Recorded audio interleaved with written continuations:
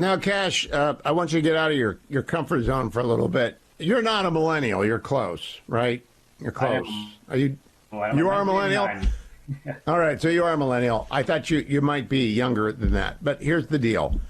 That's the worst State of the Union speech I've ever heard, and I've heard between 40 and 50 of them. I'm 68. I'm a political junkie. I think the president, I was disturbed by it. How did you, as a young man, who you got to live in this country and you got to raise kids in this country, what did you think about that mess? Disturb is the right word, Hugh. The State of the Union used to carry a level of decorum and respect. And frankly, obviously, the way that Republicans responded on the crowd and things, I think the whole dynamic is just so ridiculous at this point. I think there's actually two things. Even prior to President Biden's conduct in that speech, he shouldn't be allowed to give a televised State of the Union in front of Congress until he submits his presidential budget. He hasn't done that. That's a basic responsibility of the president. Congress shouldn't invite him. The speaker shouldn't invite him to give this speech until he sends a budget to Congress. And then he comes in and gives literally a can't-see partisan political speech. It was really unbecoming. And frankly, even his delivery, he was screaming the entire time. We saw that pointed out a lot in the reaction. He really got away from the things that for decades made him, if not, a correct politician, at least likable personally, right? He was amicable and came across as this bridge builder. He has completely thrown that stuff out the window. All he's trying to do now is gin up his far left base in advance of November. And so I think that speech should be disturbing to anyone who considers them even a moderate, forget a right of center American.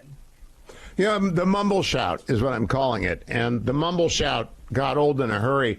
I used to watch Bill Clinton in awe of his command of a prompter, because and Barack Obama was pretty good with a set piece, but Bill Clinton with a live audience was explosively good. And I would be depressed because I'd realize, okay, we got to make up lost ground now because he won some political points. Do you think the Democrats believe their own spin? I mean, do they actually think that Americans don't go grocery shopping or buy gas or know that the economy was closed and then reopened? Do they think everybody's stupid? I think that they're trying to distract people from it. Think about how long it took President Biden to get to two issues when he got into that speech. One, the border, and two, the economy.